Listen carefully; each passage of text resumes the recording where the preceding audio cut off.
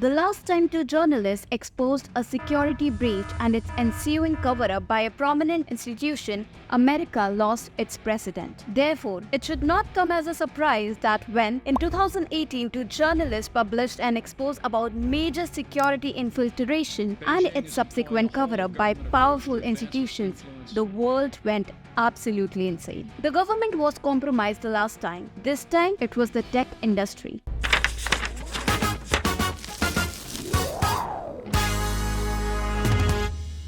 Hey there tech enthusiasts, today on Behind the Date, we take a look back at October 4, 2018, when two journalists set off a firestorm throughout the entire tech industry with an article that claimed that China had hacked more than 30 big US firms, including Apple and Amazon, using a microchip so small that it's actually the size of a rice grain. In this video, we will go into great detail about what the article said, how the IT industry reacted to it, and the legacy it left over the years.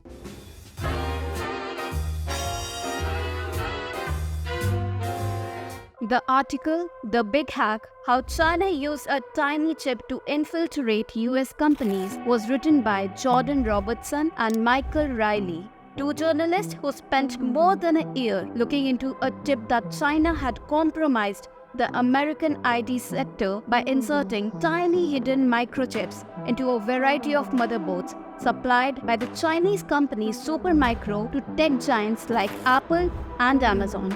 Once installed, these chips were then used by the spies of the Chinese People's Liberation Army to hack into different American servers and access millions of sensitive files held by private companies and government agencies, including the CIA. To add credibility, the article also asserted that they spoke with many industry insiders to corroborate their findings, insiders who were or are still working with those organizations. This information propelled the article into stardom because a hack of such magnitude and significance had never happened in the country before. If what the report claimed was true, it would have major consequences for the country. Companies like Apple and Amazon are known for their data security, and if they can be so easily breached, think how vulnerable data security is. Think about how easily it could be misused. To make things worse, the article also claimed that both Apple and Amazon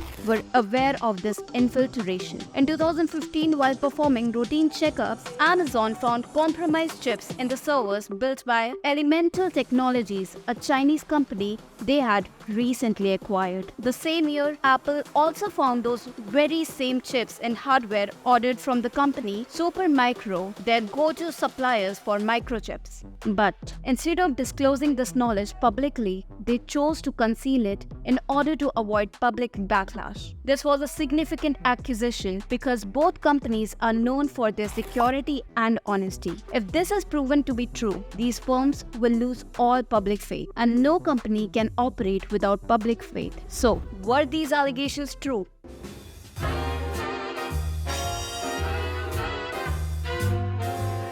Apple, Amazon, and Supermicro all quickly denied the article's findings. They claimed that no such microchips were ever discovered in their servers and that the journalist's piece was inaccurate. The companies also pointed out the anonymity of the quote-unquote insiders and argued that there was no such inside informer. But these are rather made-up stories to make the article seem believable. And it's not just Apple and Amazon that rallied against Bloomberg. Many tech experts who actually read the article also found it to be baseless. Many argued that the article lacked solid proof, such as an image of what the microchip looks like or the names of those who claim to have witnessed such malpractices in the organization. The story was judged irresponsibly sensationalist, serving simply to provoke and propagate clickbait information with no basis in reality. Government security agencies also sided with the firms, claiming that such a massive security breach would not go unnoticed and would be too large to cover up anyway.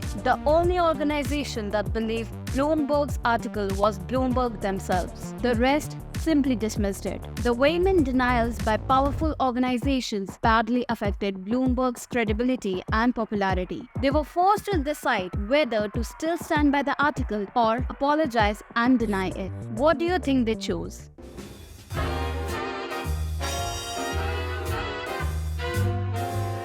They chose to stand by it. Bloomberg, over the years, continuously defended its article and the journalist who wrote it. They claimed that the journalist spent years determining the validity of their story, and hence, the notion that the article is baseless is itself baseless.